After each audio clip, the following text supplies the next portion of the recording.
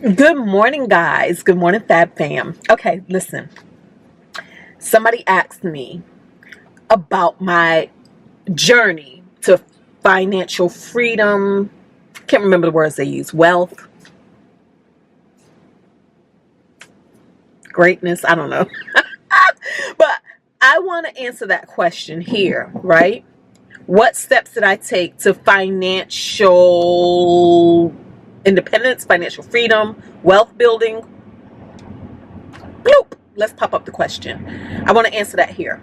But I want to say this first, though. Well, I guess this is part of the answer. It was not intentional.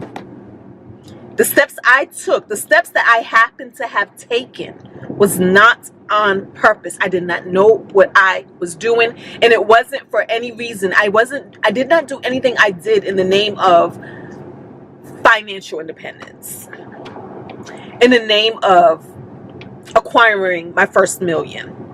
I didn't do any of that, right?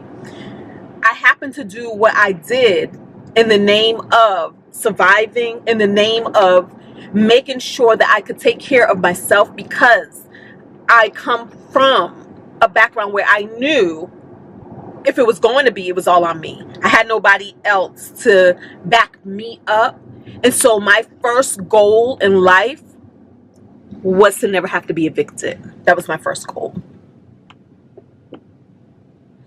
Because I've been through a lot of evictions. So I knew as an adult, I did not want that experience for me. And my goal in life was to be able to pay my bills. That's all I simply wanted. Now, I did have in the back of my mind, because my grandmother would say, I always said I was going to be a millionaire, things like that. But I did not have a path. Outside of just speaking the affirmation, I did not have a plan. And I say that to say this: it is never too late. I did not start taking my financial education seriously. I did not start seeking out financial education until I was in my 40s. I did not start really contributing to my 401k until I was in my 40s, y'all. I did not pay off my debt till I was in my 40s. I did not stack up an emergency fund the way it's supposed to be properly stacked up until I was in my 40s, until I started this channel. You can go back, first video, I'm talking about, I think I want to get out of debt. Before this channel, I never wanted to get out of debt. Believe it or not, before this channel, I never wanted to get out of debt. In my mind, my money was served better in a savings account because it was my comfort blanket, because I come from a background of just not having enough. Just not having enough. So I always felt like I needed that cushion, no matter how ridiculous it was, in the debt could wait. As long as I paid my bills, meaning the minimum payments, I'm good. Pay off a student loan? What? No. Pay off a house? What? No. Pay off a car? Yes, yes, yes. Because I never ever wanted cars repossessed, because I've been through that too. Kia. I had a Kia. Y'all, why they came and took it off for the parking lot of my job. I got off of my shift. I worked the night shift. I got off of my shift and my car was not there. Y'all be having me go off on these tangents. My car was not there. So I never wanted that feeling where somebody could just come and take my ish. And it wasn't even because I wasn't paying. It was because I went and got the car. They let me take the car. And then come to find out, they could not find finance to finance the loan. I was like 19. This was before I went in the military and all of that. Yeah. So let's talk about, what did I do that contributed to me acquiring my first million? Because we just in our first million, y'all. We're going to keep going. We are going to keep going. For those of you who don't know, I'm Tinesha Davis. This channel is about me and all of my money madness. Also, as far as me trying to make better habits to live a better, well-adjusted, yet balanced life, okay? So this isn't a channel all about save, be frugal. This is about balance. This is about being financially responsible, yet still enjoying your life, enjoying your coins, but setting it up so that you don't have to go and ask anybody else for anything. in the future. And even if you do in the now, just know that you do have a plan. You have a master plan. And you're setting yourself up to be in a better position. Because honestly, if I needed something, it is awesome to be able to strategically employ the help of others, but not rely or depend on that help just so that you can make it day to day. Okay, so that's what we're doing here. We're getting financially independent, we're getting financially free, and we are having fun while we are doing it. Okay, so what did I do? The first thing I did, guys, this is going to be divided into two parts. I think we're talking the first part, I'm going to talk about what I did. Then the second part, I want to tell you what I would do differently, what I should have done. Okay, but honestly, there's no such thing as what you should have done, because when you know better, you do better. And count it's all joy. Bless it all. Bless it all. Thank God for all of it, because we are here, y'all. We are here. So let's talk. The first thing I did is I saved money. I really do believe that is the first step. The first step is to save. What I did ever since I had a job, and it could be because I always had a kid, right? Got my first job at 14, but I had my first kid at 16. First and only kid. So I had to have money saved up just in case, for emergencies, for whatever. So I was always a saver. So get into the habit of saving money. There is never going to be, but I don't have enough to save, because you can save $1, because this is all about habit building. It's not even about the money at this point. It's about building the habits. I have budgets. I'm going to find a budget one day, because I always find a budget. Then I sit it somewhere, then I don't remember where I set it, then I run into it again. But when I find it again, we're going to do a video on my budget. This is way before. This is when I was in my early 20s, the budget I had. In that budget, I showed that I set aside $25 a paycheck to saving. $25. And then I had the habit of my saving was sacred. If I put it into the saving, that was money I was not pulling out of the savings. Unless I really had to, or unless I had a plan to. Like, for instance, if I knew I was going to go on a vacation to the Bahamas, because I believe the Bahamas was my first, I don't believe, I know, outside of the military, Korea was my first overseas assignment, but outside of the military, the Bahamas was my first international vacation. And I went to a travel agent to set that up for me. $400. That included the flight. And me, my best friend at the time, and my cousin went on that trip. And I could do that because I saved money. $25 a paycheck. See? Was able to pay for a $400 vacation that I did not have to put on credit.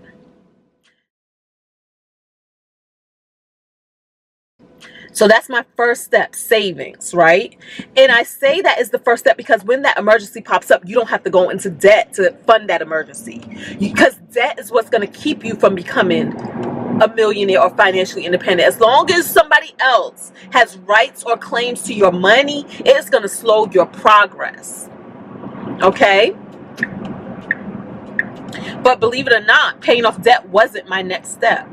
I already told y'all that. So I would say the next thing that I did,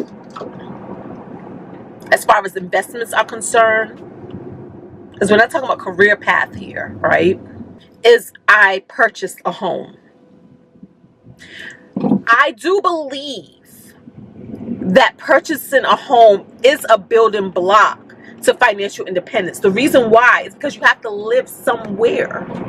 You have to live somewhere.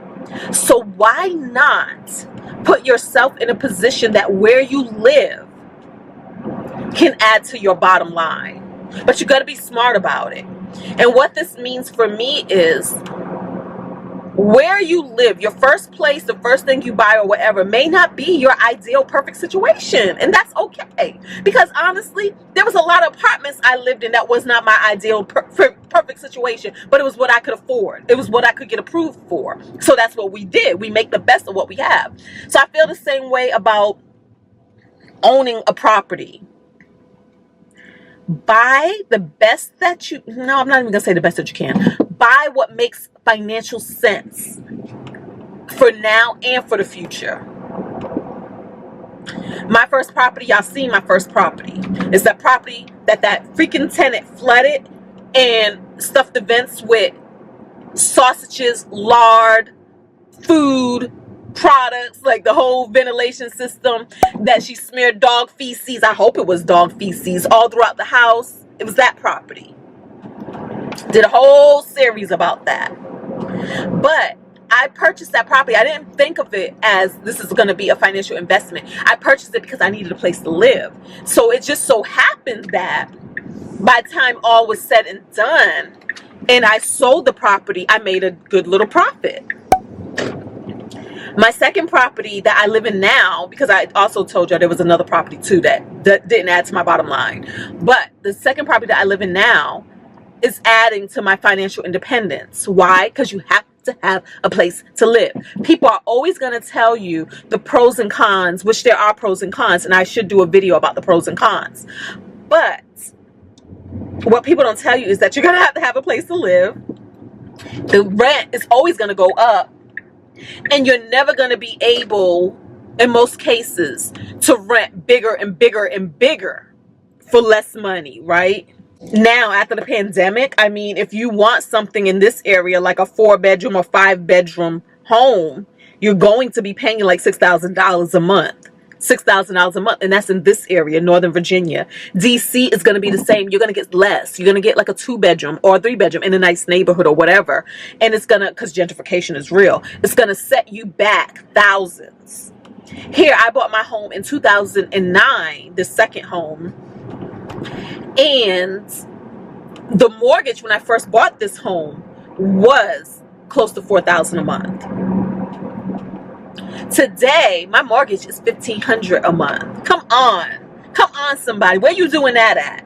And of course, I did that through 2 strategies. The 2 strategies was this: 1, paying down the principal of what I owed on the house. That way, when I refinanced, I was borrowing less money from a bank.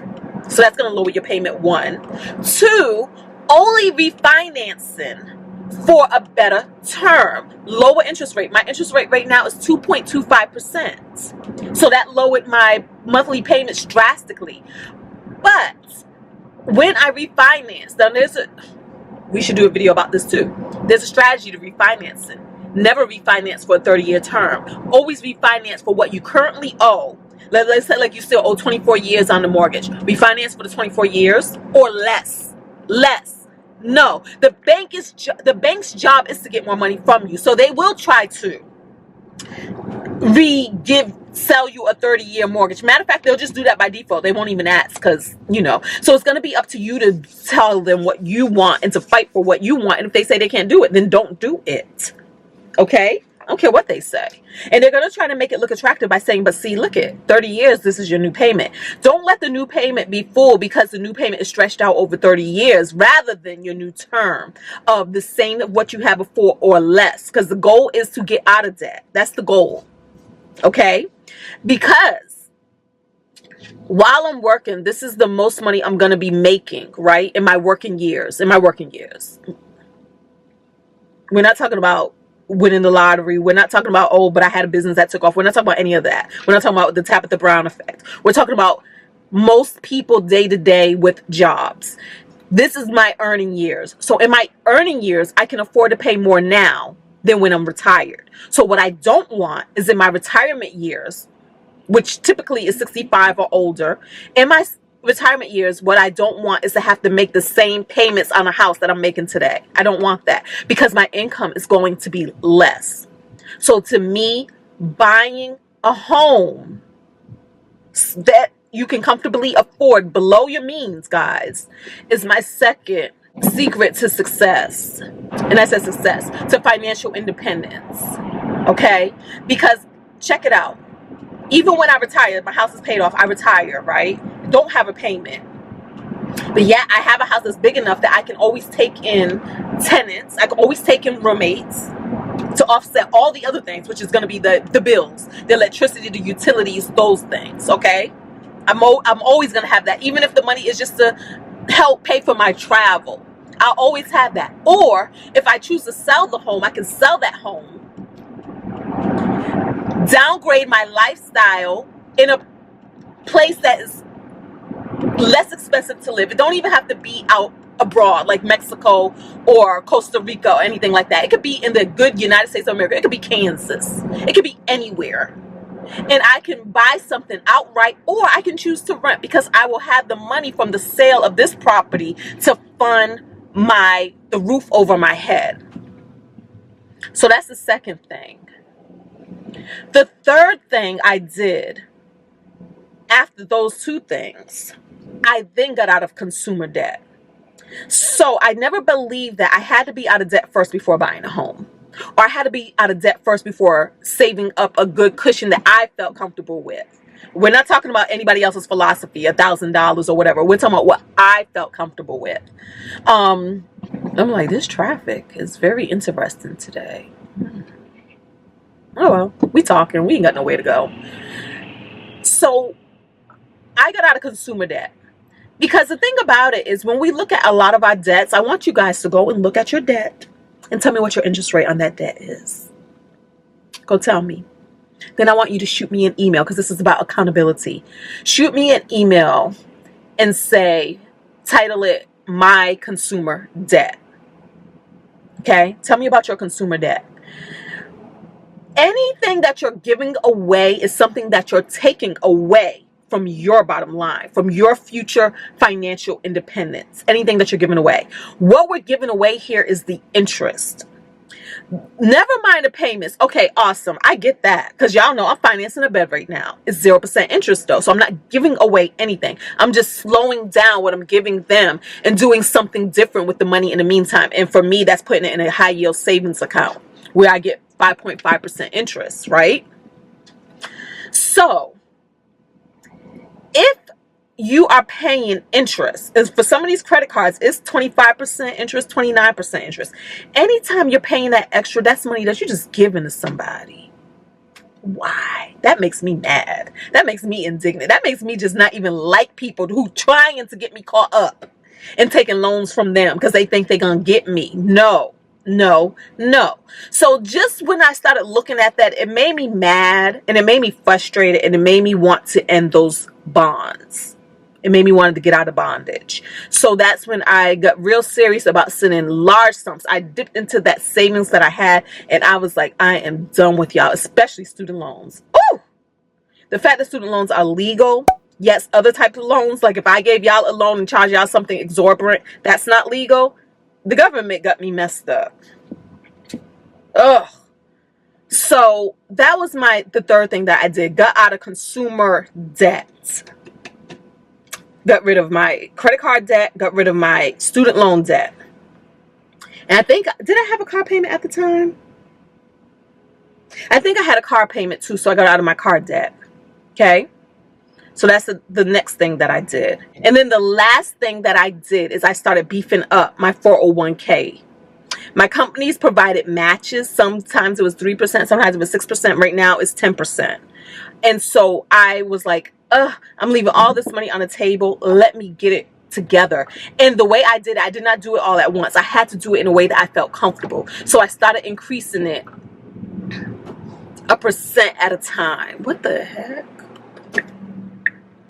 I started increasing it 1% at a time. And I encourage you guys to do the same. You don't have to go full out max at this point. Right now it's $23,000 a year that you can do to a 401k. $6,000 a year. I believe it's $6,000, or it might be $7,000 a year to an IRA. You don't have to do that. Sometimes we don't even have the extra money to do that. You know what I mean? And it's okay. But you can start doing it 1%, 0.5%. If I'm doing $100 a paycheck, make it $110. Just take some steps. And before you know it, you're going to be comfortable living off of the money that you bring home for your paycheck. Because see, you're not going to see that money. It's what some people consider pay yourself first. So because you don't see that money, you're going to have a way of adjusting to what you actually take home and working within those means. I just did it again for myself, guys. I increased my 401k. But then I also increased what automatically went to my IRA. Before I was manually sending the money to my IRA, and sometimes I would send it and then sometimes I wouldn't. But now I'm doing it so that it automatically is coming out of my paycheck, and I gotta live off of what's in my what I'm coming home with, and we're doing that. Okay.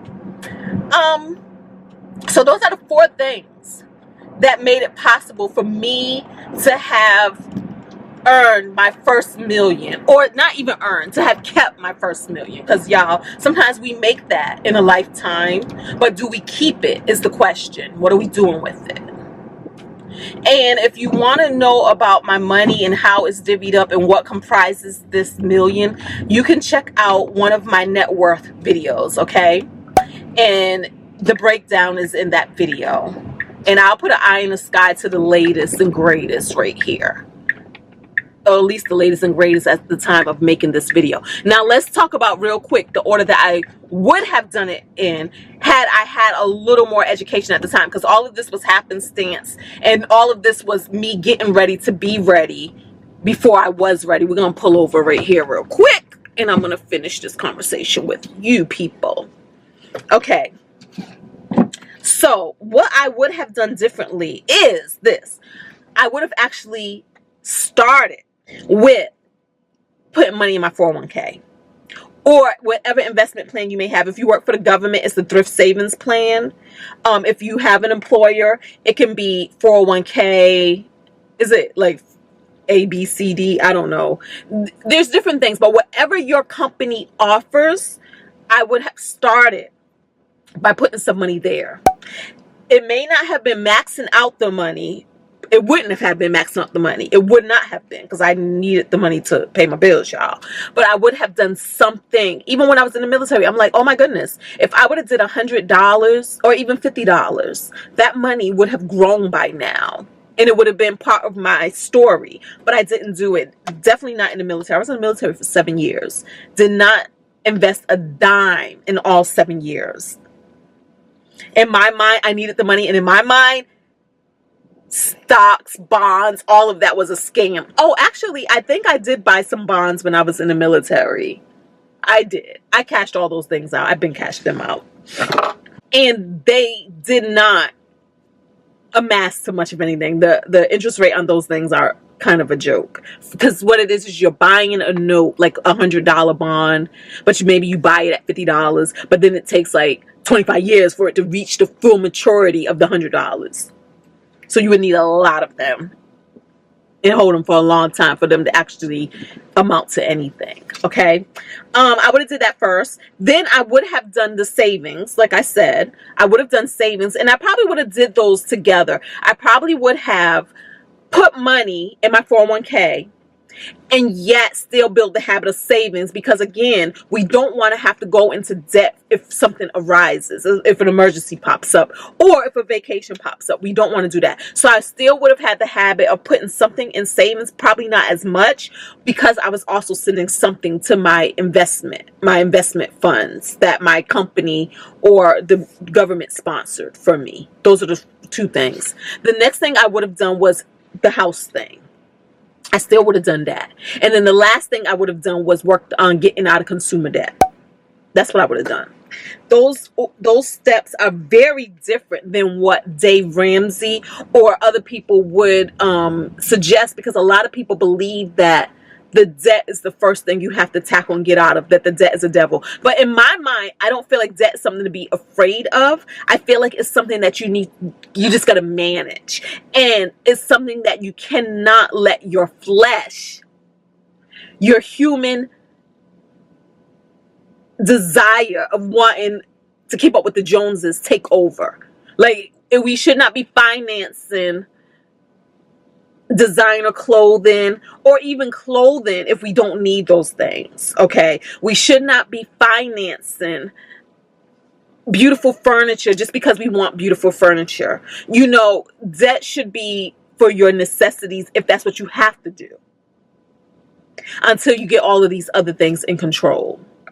Okay, so but if you did go there, it's not the end of the world. It's going to be okay. It's going to be okay. But those are the steps that I would have done differently had I been more cognizant of the journey and the steps I should have taken and worked on my mentality to be able to comfortably take those steps. Because like I said, back then my mentality was like, I need my money. I need my money. I don't have time to be putting my money in some account for when I get old. I'm too young. When old, that's a million years away. We always think that when we're young. We always think we got time.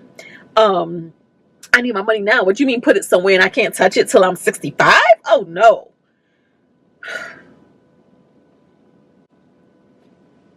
I gotta go to work, y'all. Peace.